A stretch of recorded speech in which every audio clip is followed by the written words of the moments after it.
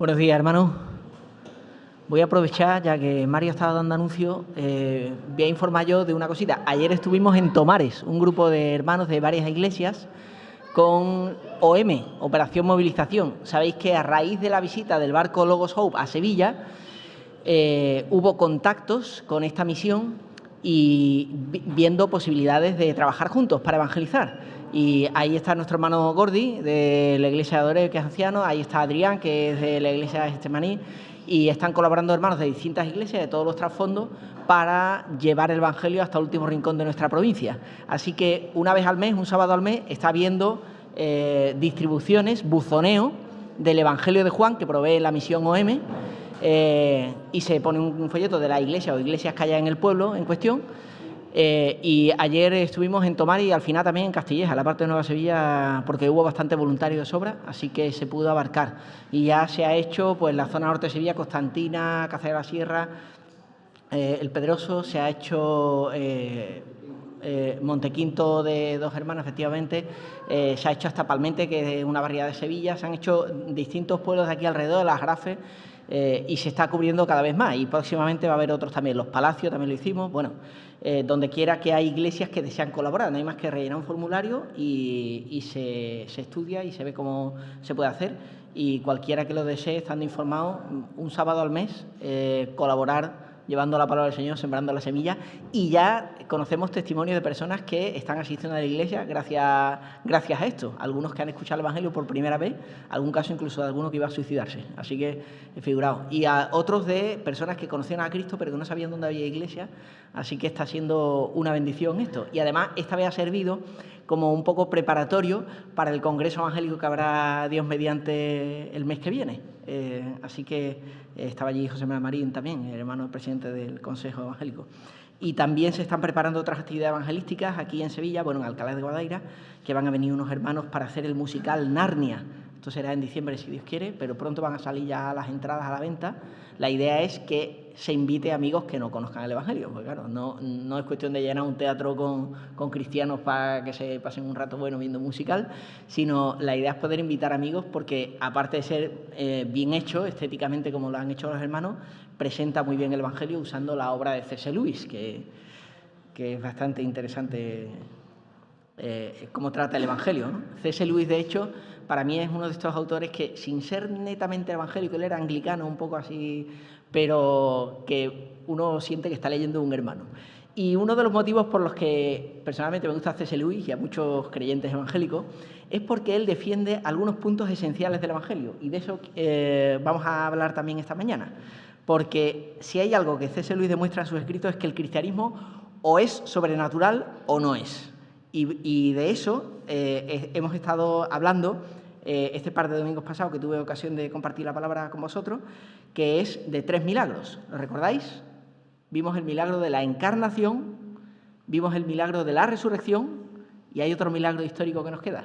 Bueno, histórico, este ya es futuro, que es el que vamos a ver hoy. Vamos a abrir la palabra del Señor en el libro de los Hechos de los Apóstoles, capítulo 1. De todos los pasajes que hay, podríamos haber visto varios, pero este quiero que veamos algo breve pero claro.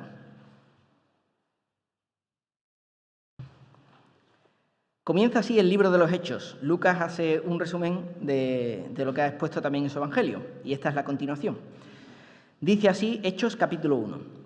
En el primer tratado, oh Teófilo, hablé acerca de todas las cosas que Jesús comenzó a hacer y a enseñar, hasta el día en que fue recibido arriba, después de haber dado mandamientos por el Espíritu Santo a los apóstoles que había escogido, a quienes también, después de haber padecido, se presentó vivo con muchas pruebas indubitables, apareciéndoseles durante 40 días y hablándoles acerca del reino de Dios. Y estando juntos, les mandó que no se fueran de Jerusalén, sino que esperasen la promesa del Padre, la cual les dijo: oísteis de mí. Porque Juan ciertamente bautizó con agua, mas vosotros seréis bautizados con el Espíritu Santo, dentro de no muchos días. Entonces los que se habían reunido le preguntaron diciendo: Señor, ¿restaurarás el reino a Israel en este tiempo? Y les dijo: no os toca a vosotros saber los tiempos o las sazones que el Padre puso en su sola potestad, Pero recibiréis poder cuando haya venido sobre vosotros el Espíritu Santo, y me seréis testigos en Jerusalén, en Judea, en Samaria y hasta lo último de la tierra. Y habiendo dicho estas cosas, viéndolo ellos, fue alzado y le recibió una nube que le ocultó de sus ojos. Y estando ellos con los ojos puestos en el cielo, entre tanto que él se iba, he aquí se pusieron junto a ellos 2 varones con vestiduras blancas, los cuales también les dijeron: varones Galileos, ¿por qué estáis mirando al cielo? Este mismo Jesús, que ha sido tomado de vosotros al cielo, así vendrá como le habéis visto ir al cielo. Hasta aquí la palabra del Señor. Tengo una pequeña diapositiva por ahí. Ahí está. Bueno, ¿qué os viene a la mente con esta imagen? La venida del Señor. Yo no puedo evitar acordarme de la canción de Peregrino Extranjero, Vuelve, que hemos cantado alguna vez, el coro ha cantado aquí en la iglesia, preciosa, basada íntegramente en textos bíblicos, cuando pensamos lo que va a ser la venida de Cristo. De los milagros que hemos visto, este es el que es todavía en tiempo futuro. Este no ha ocurrido, pero los cristianos usamos un tipo de razonamiento muy válido, que es tan cierto como lo que Dios ha hecho hasta el momento es lo que va a hacer en el futuro. Él prometió que vino, que vendría y vino. Prometió que moriría en la cruz y resucitaría y lo hizo. Murió y resucitó. Prometió que volverá y lo hará. Y esto es una marca del cristianismo. La segunda venida de Cristo no es una doctrina opcional sobre la que podamos tener discrepancias los cristianos.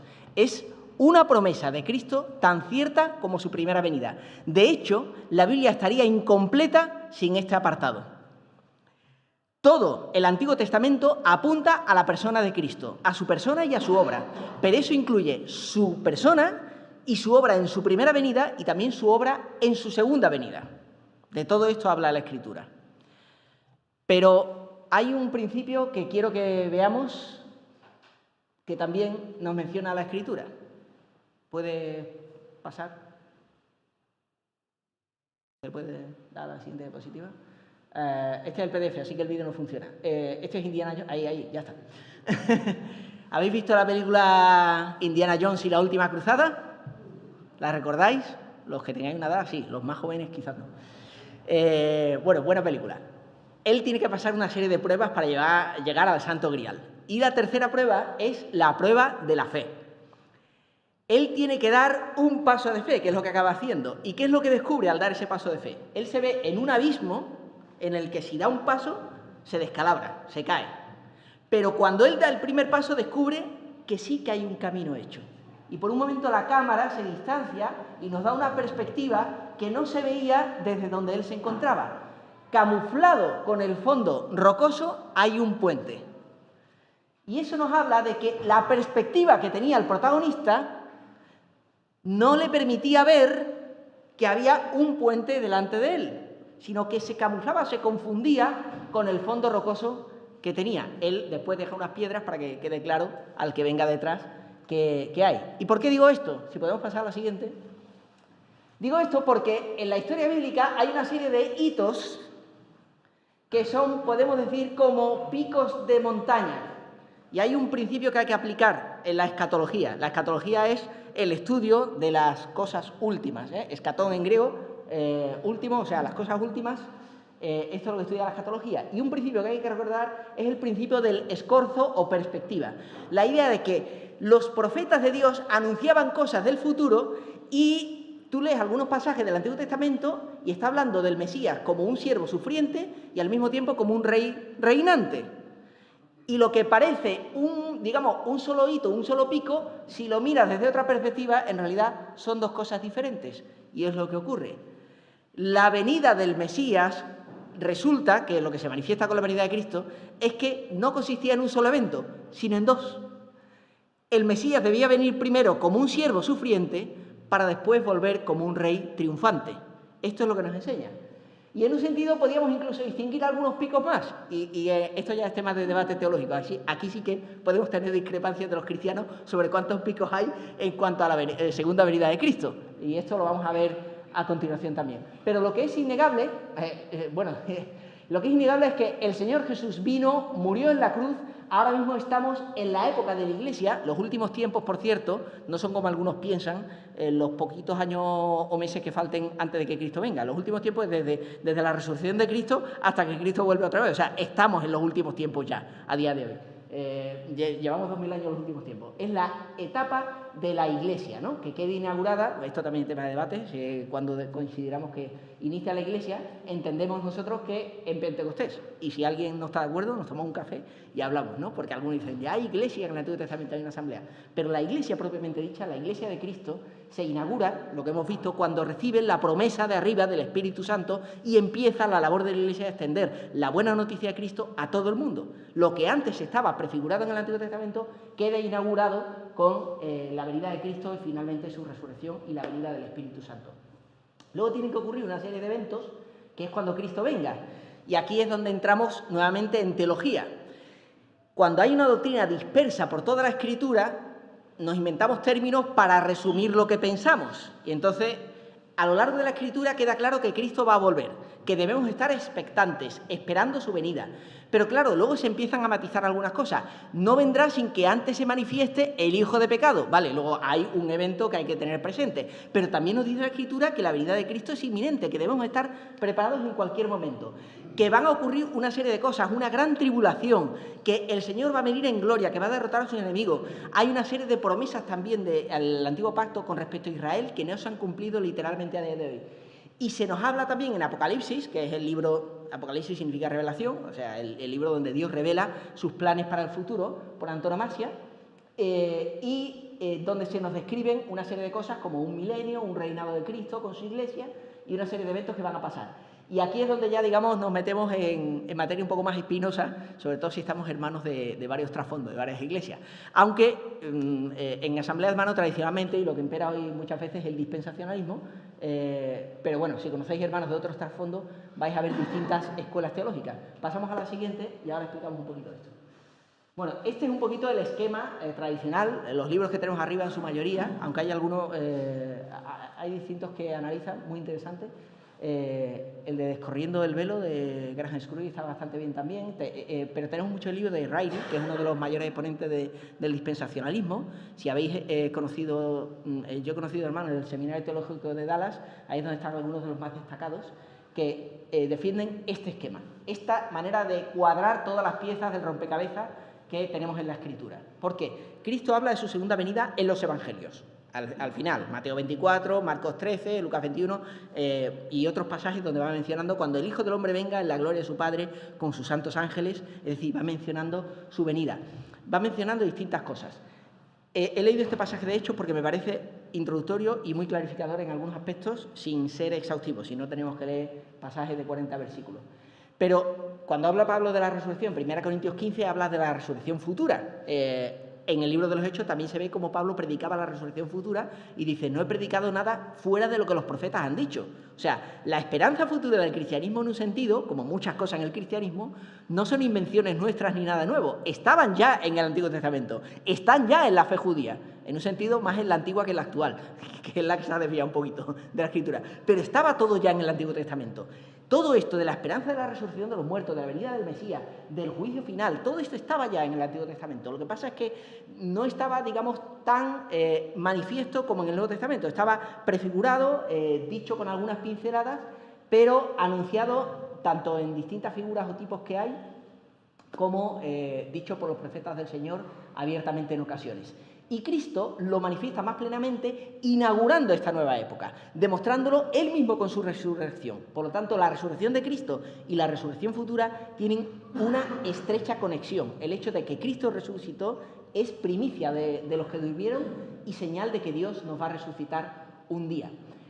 Como digo, 1 Corintios 15, en Tesalonicenses también se toca bastante, bueno, en todas las cartas de Pablo, en todas las epístolas de hecho, también Pedro y los distintos apóstoles, pero en Tesalonicenses especialmente dedica un poco de extensión a explicar cómo vendrá Cristo a la final trompeta y cómo seremos recogidos para estar con el Señor, y también explica después en la segunda epístola cómo tenemos que estar preparados para cosas que van a suceder. Claro, ¿cómo encajamos estas piezas? Pues aquí tenemos un esquema. Ya digo, no es el único. Lo que entendemos, o la mayoría de evangélicos hoy en día, o muchos, es que habrá un momento donde Cristo vendrá para llevarse a los suyos, pero no será el fin definitivo. Es lo que se conoce como el rapto.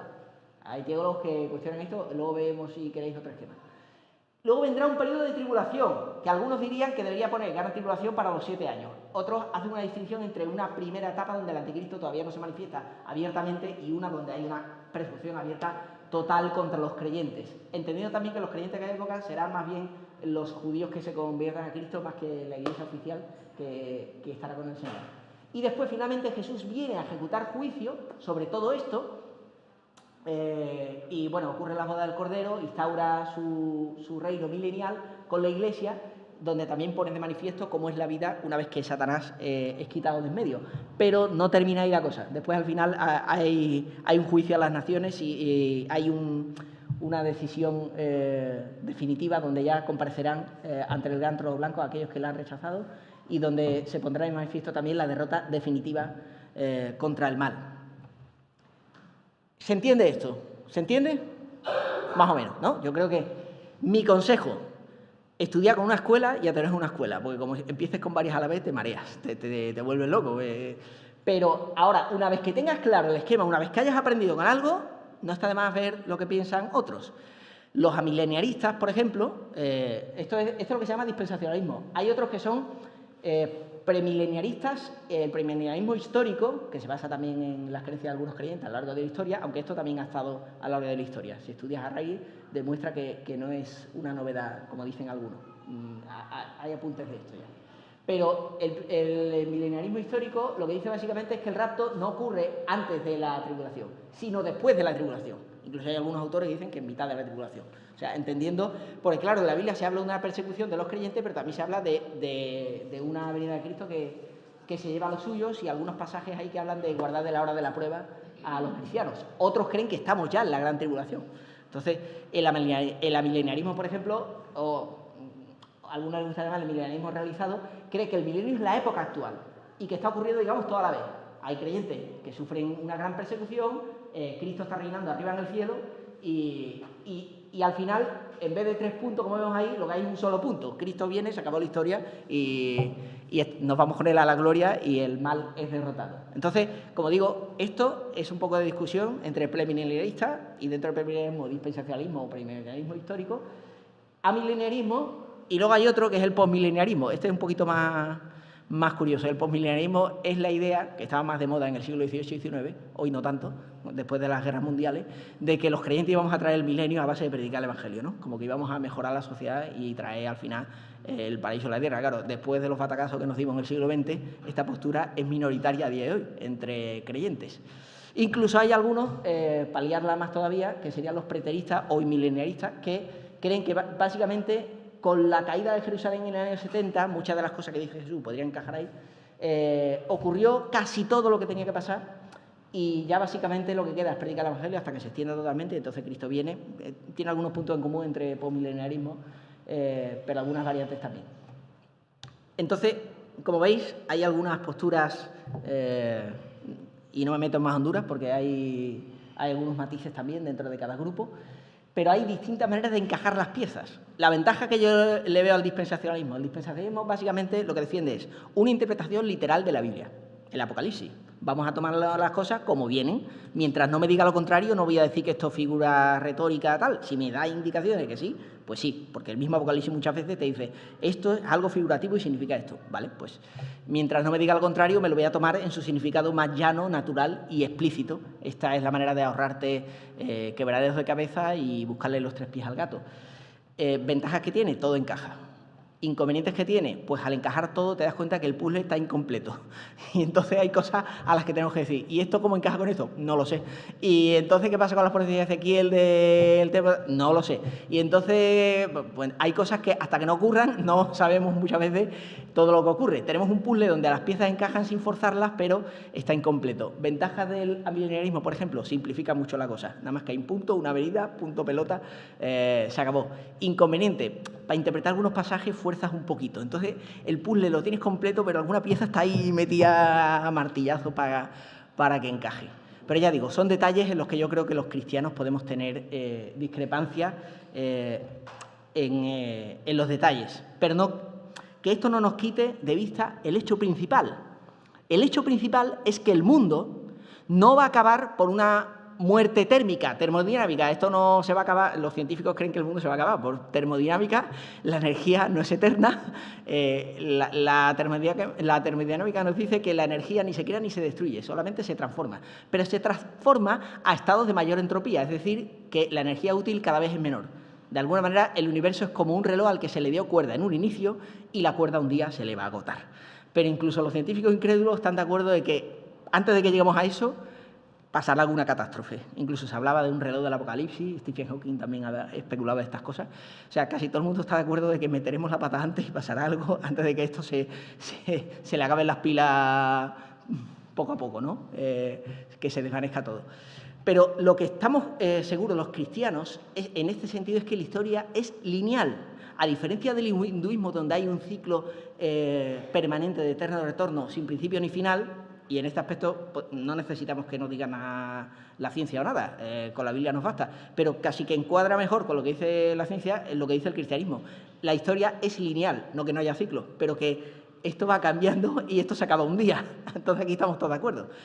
Incluso con la experiencia que tenemos de la naturaleza humana nos corrobora que el ser humano llegará un momento en que esto se terminará. Pero nos dice el Señor que Él va a intervenir sobrenaturalmente. Por eso digo que el cristianismo es una fe escatológica.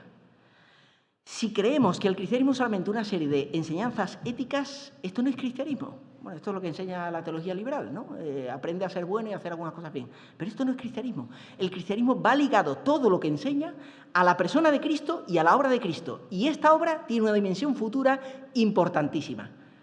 Mucha gente dice, no, yo me quedo con el Sermón del Monte. Bueno, vete al Sermón del Monte, ¿qué dice? Bienaventurados los que lloran. ¿Por qué? Porque recibirán consolación. Si no hay un futuro donde recibirán consolación, ¿qué sentido tienen las palabras de Jesús? Bienaventurados los que tienen hambre y sed de justicia, porque ellos serán saciados. Si no hay un final donde Dios imparte justicia y compensa todo lo que hay en este mundo, pues madre mía, lo que hay en este mundo. Cuando veo a algunos incrédulos dicen, Dios no es justo. Si esta vida fuese todo lo que hay, desde luego que no. Porque muchas veces el mal se sale con la suya en este mundo. Si este mundo fuese lo que hay, apañados estábamos. Pero los cristianos creemos que en medio de este caos y de este desastre, bueno, hay cosas buenas también, hay destellos de gracia, hay veces en que uno ve la mano de Dios, pero la esperanza mayor que tenemos es que Dios va a poner orden un día. Dios va a intervenir sobrenaturalmente un día. Cristo va a volver y va a poner orden. Y decir esto no es cualquier cosa, que el bien va a triunfar sobre el mal. Cuando algunos también dicen, un Dios bueno y todopoderoso no permitiría el mal. Esta premisa es falsa. Esta acusación que se hace contra la fe en Dios. Un Dios bueno y todopoderoso no permitirá el mal por siempre. No permitirá que el mal triunfe. Podemos discutir por qué lo permite o qué planes tiene. Podemos creernos más sabios que Él y decir, yo lo haría de otra manera. Pero lo que podemos decir bíblicamente es que Dios es bueno y todopoderoso y no va a permitir que el mal triunfe al final. Esta es la esperanza cristiana. Pero para ello, Él va a tener que intervenir sobrenaturalmente. Si alguno tenéis esperanza en el ser humano, yo siento deshacerla, pero es que la Biblia nos muestra lo que somos, cristianos incluidos, ¿eh? Cuando nosotros decimos que esperamos el reino de Dios, fijaos hasta dónde llegan las ramificaciones de esta enseñanza. Definir el reino de Dios. Esto es un tema también de debate teológico. ¿Qué es el reino de Dios? Es que hay varias acepciones también. En un sentido, el reino de Dios es que Dios domina sobre todas las cosas. Esto es ayer, hoy y mañana, cierto siempre. Pero hay un sentido en el que el reino de Dios quede inaugurado con la venida de Cristo, que es el Rey de Reyes. Y en el cual la Iglesia es el reino de Dios. Aunque no la Iglesia visible siempre, sino aquellos que viven siguiendo los pasos del Maestro, de Cristo. Ahí está el reino de Dios. Pero hay un sentido en el que el reino de Dios es futuro, donde Él instaurará su reino. Y Él vendrá y derrotará al mal. Pero su reino no es de este mundo a día de hoy. Así que todos estos matices que hay que ver casi nos obligarían a recorrer toda la Escritura. No hay tiempo y se me acaba el tiempo. O sea, tranquilo, no vamos a expandirnos más de la cuenta. Pero la idea de que todas estas cosas, esto debe ser objeto de nuestro estudio y de nuestra meditación. Y ojalá de nuestras conversaciones. Yo creo que los cristianos tenemos que estar hablando entre nosotros y con quien podamos de quién es Dios, de qué significa el reino de Dios y que Él va a volver. Se cuenta que en la época de los puritanos la gente hasta en el mercado hablaba de teología. Pues ojalá tuviésemos estas conversaciones. Y no me importaría que a lo mejor discrepemos sobre si crees que va a ocurrir el rapto al final de la gran tribulación o antes, o si que entendemos por definir bien la gran tribulación, que algunos confunden con cualquier tribulación que haya. Pero todas estas cosas, es bueno hablar de ellas, es bueno meditarlas. Y estas cosas nos ayudan a afilar la mente y a entender y armonizar lo que nos va diciendo la Escritura a lo largo de toda ella sobre la venida de Cristo. Pero quedémonos con esto. Yo digo que más allá de las fechas o los detalles, que es bueno, como digo, la mente necesita unas categorías mentales, ordenarlas y ir llenándolas y un esqueleto que nos ayuda a construir y entender lo que leemos. Pero si hay que cambiar algo en un momento dado, se cambia o se adapta. Pero lo más importante, que no dejemos que los árboles no dejen ver el bosque. Cristo volverá de manera sobrenatural, Él instaurará su reino de justicia, el bien triunfará sobre el mal. Y esto también nos habla de la persona y el carácter de Cristo. ¿Cómo sabemos los cristianos quién es Dios? A través de cómo Él actúa en la historia. ¿Quieres conocer a una persona? Mira cómo actúa, ¿verdad? Muchas veces, más que las palabras, los hechos nos van a decir. Bueno, las palabras y los hechos, yo creo que las dos cosas cuentan, porque también de lo que hay en el corazón habla la boca. Pero lo que somos, cómo pensamos, cómo hablamos y cómo actuamos, nos dice cómo somos, ¿verdad? Y así nos conocemos. Pues Dios, igual que nosotros, lo que Dios habla, lo que Dios dice en su palabra, lo que Dios ha hecho a lo largo de la historia y lo que Dios hará, nos va diciendo cómo es Él y qué carácter tiene Él y qué carácter tiene Él. ¿Qué nos dice de Cristo todo esto? ¿Qué pensáis? ¿Cómo es Jesús? ¿Qué nos dice del carácter de Cristo esto?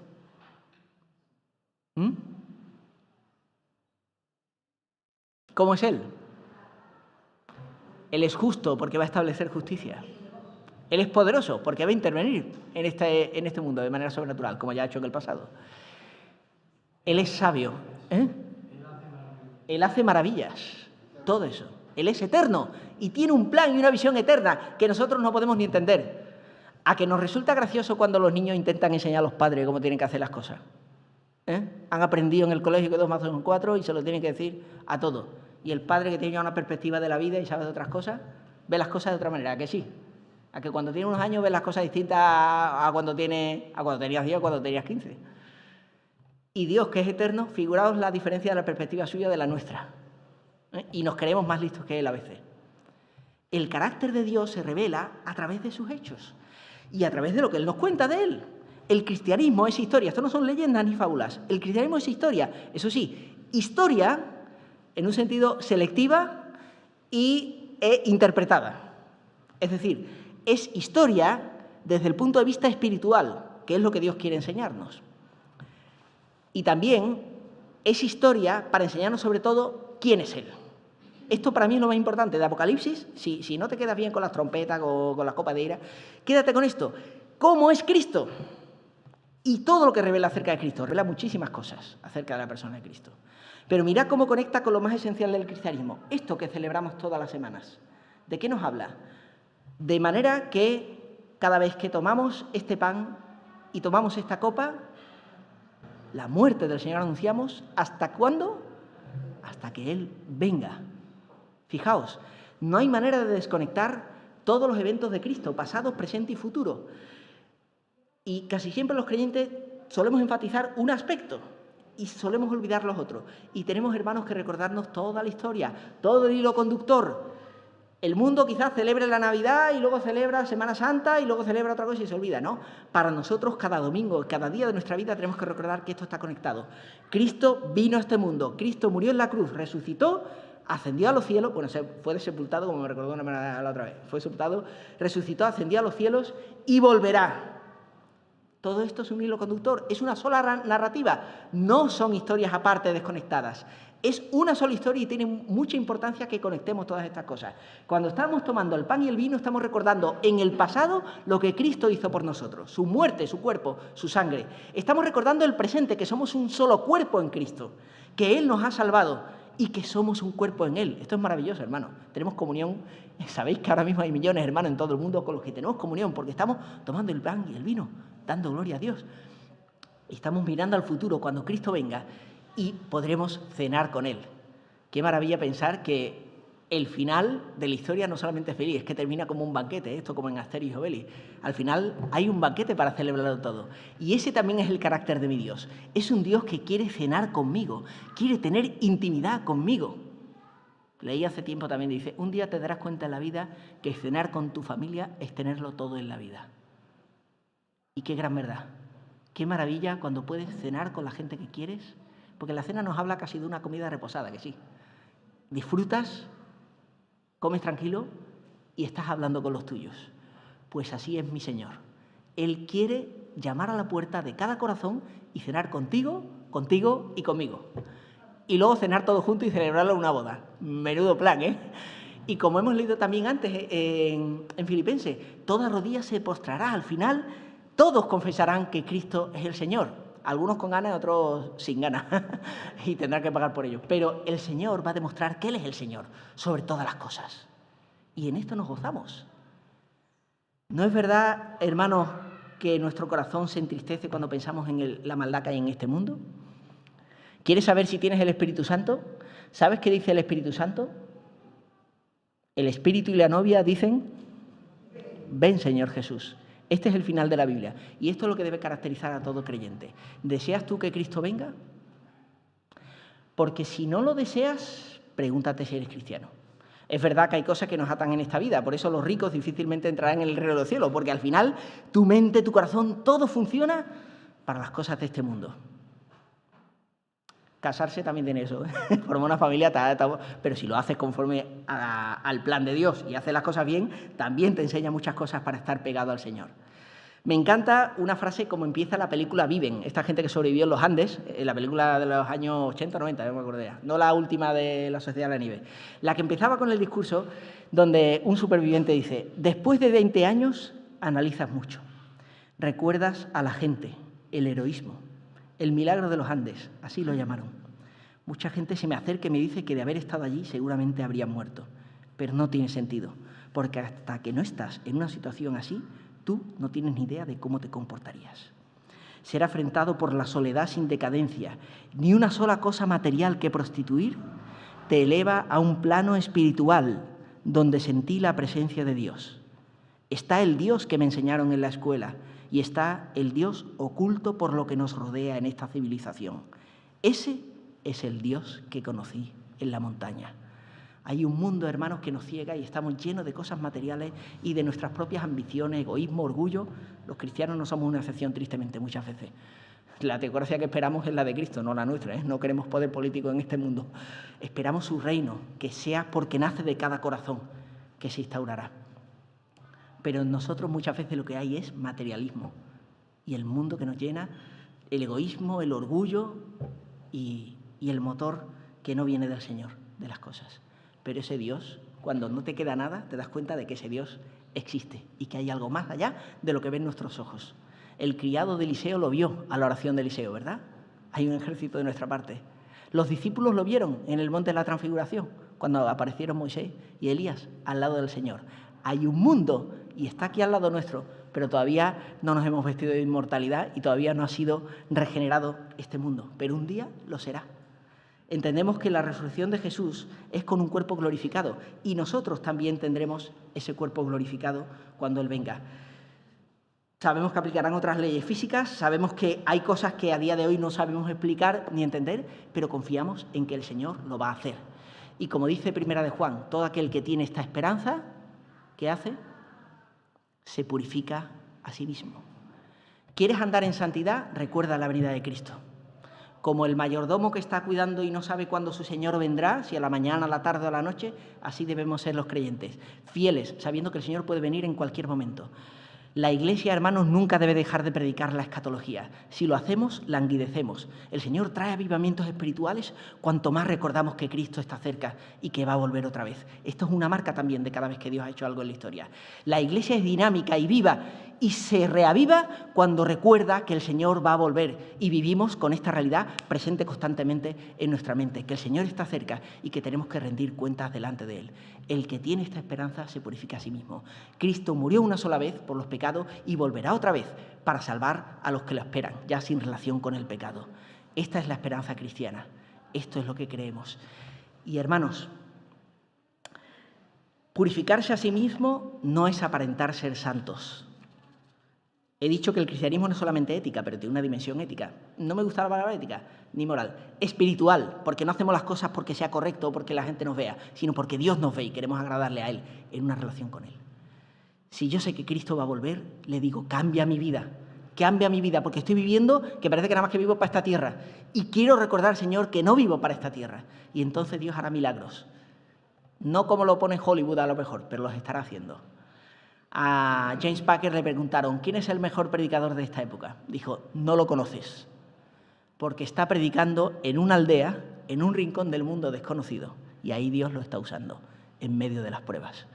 Pues así el Señor hace milagros. Los está haciendo a día de hoy, hermanos. El Espíritu Santo no está quieto. Y en medio de la persecución, Dios está obrando. En la iglesia perseguida y en la que no es perseguida. También aquí se libran batallas.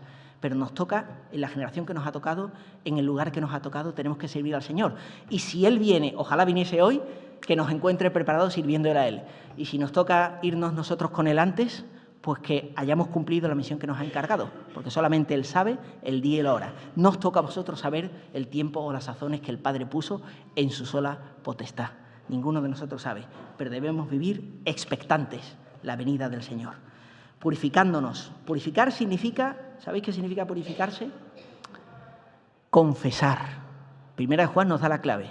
Hijitos míos, os escribo estas cosas para que no pequéis. Y si pecamos, abogado tenemos para con el Padre, a Jesucristo el justo. El cristiano no es alguien que nunca peca. De hecho, si decimos que no tenemos pecado, nos engañamos a nosotros mismos. Pero es alguien que constantemente acude al Señor a confesar su pecado y a limpiar su conciencia y a luchar para no pecar otra vez. Esto es lo que debe caracterizar la vida del cristiano. Autenticidad, preocúpate más por ser auténtico que por ser santo aparentemente. Porque como todos intentemos ser santos, lo que vamos a hacer es una partida de hipócritas ocultando nuestros pecados unos a otros. Y eso al final es lo que destruye la fe, la hipocresía. Seamos auténticos. Hablaba con un hermano, a veces nos asustamos del mal que hay en la iglesia, y es verdad, no tendría que ser así. Pero aunque en un sentido hay que escandalizarse, a ver, si cae un predicador porque ha adulterado esto, nos escandalizamos. Es verdad, pero hay un sentido en el que no tenemos que escandalizarnos. La iglesia es un hospital. Aquí estamos curándonos unos a otros y estamos enfermos nosotros también. Intentando no caer. O sea, lo malo es eso. Coges una infección en el hospital que has venido a curarte y acabas con una infección en el hospital. Pero lo que tenemos que ser es auténticos. Y no nos extrañemos, hermanos, si al final tenemos que luchar porque tenemos porque decirle a un hermano, oye, ya no robes más. Si yo te he rescatado, ya deja atrás esa vida. Deja atrás las cosas que ya no pertenecen a las cosas del Señor. Yo también estoy luchando con mis pecados. Cada uno estamos luchando con nuestros pecados. Pero miramos a Cristo para ser como Él. Ser auténticos, confesar y pedirle al Señor que nos limpie constantemente, porque tenemos que acudir constantemente cada día. Eso es vivir en santidad, eso es vivir el camino del arrepentimiento siguiendo a Cristo, mirándole a Él, y conforme le miremos a Él nos volveremos más como Él. Si estamos todo el día mirando nada más que programas de cotilleo, nos volveremos unos cotillas. Si estamos todo el día nada más que llenándonos de malicia, yo cuando veo alguna serie o película dice asesinatos, adulterio, robo, digo, es que parece que está leyendo la lista de Gálatas de los pecados, pero es lo que atrae audiencia, ¿no? Si estamos todo el día llenándonos la cabeza de basura, echaremos basura, pero si estamos todo el día leyendo la palabra y mirando a Cristo, al final nos transformaremos como Cristo, a veces sin darnos cuenta. Esto es purificarnos. Purifiquémonos preparándonos para la venida de Cristo. He estado buscando en casa y he encontrado esto, que lo tengo de hace muchos años, de cuando publicaban estos hermanos mensajes del amor de Dios, estos folletos que había, y me encantaba, y todos los calendarios de Irlanda del Norte que nos llegaban cada año, y este me conmueve, dice así, es casi todo pasaje bíblico. La venida del Señor es una cosa tan cierta como el amanecer. Antes de que Cristo fuese crucificado por los soldados romanos, a la instancia de los judíos, Él dijo que iba a resucitar de los muertos, y resucitó. Por más de 500 testigos, fue visto vivo en su cuerpo que llevaba las señales de los clavos y la lanza de la enemistad humana. Dijo a sus discípulos, palpad y ved, que el Espíritu no tiene ni carne ni huesos, como veis que yo tengo. La venida del Señor. Él dijo también que vendría otra vez, y lo hará. Es ciertísimo. Vendré otra vez. Como también es cierto que la venida del Señor se acerca. Pero su venida tiene dos aspectos. Primero, Él ha de arrebatar a los suyos, muertos o vivos del mundo, los que somos redimidos de nuestros pecados con su sangre preciosa, y llevarnos a la casa del Padre, como prometió en 1 Tesalonicenses 4. Segundo, Él ha de venir con grande poder y gloria para juzgar al mundo por su incredulidad y maldad. La venida del Señor. Aparéjate, prepárate para venir al encuentro de tu Dios. La venida del Señor, porque como el relámpago que sale del oriente y se muestra hasta el occidente, así será también la venida del Hijo del Hombre. Y entonces se mostrará la señal del Hijo del Hombre en el cielo. Y entonces lamentarán todas las tribus de la tierra y verán al Hijo del Hombre que vendrá sobre las nubes del cielo con gran poder y gloria. La venida del Señor. El día del Señor vendrá así como ladrón de noche, que cuando dirán paz y seguridad, entonces vendrá sobre ellos destrucción de repente. La venida del Señor. Se manifestará el Señor Jesús del cielo con los ángeles de su potencia, en llama de fuego para dar el pago a los que no conocieron a Dios ni obedecen al Evangelio de nuestro Señor Jesucristo, los cuales serán castigados de eterna perdición por la presencia del Señor y por la gloria de su poder. La venida del Señor. He aquí que viene con las nubes y todo ojo le verá, y los que le traspasaron y todos los linajes de la tierra se levantarán sobre él. Así sea. Amén. La venida del Señor. Los que son salvos de sus pecados se regocijarán al ver venir a su Señor por ellos, pero los pecadores empedernidos se lamentarán al verle venir en juicio. ¿Dónde estarás tú? Que el Señor os bendiga. Padre bueno, gracias por tu palabra que nos recuerda que esta vida no es todo lo que hay. Y te pedimos perdón, Señor, porque a veces nosotros que nos llamamos tus hijos no vivimos de acuerdo a esta realidad, pero queremos cambiar, Señor. Transfórmanos, renuévanos. Esta semana queremos andar en tu Espíritu Santo, meditando en tu palabra, teniendo presente la próxima venida de Cristo y pudiendo transmitir esta esperanza a los que nos rodean. Que así sea para tu gloria, en el precioso nombre de Jesús. Amén.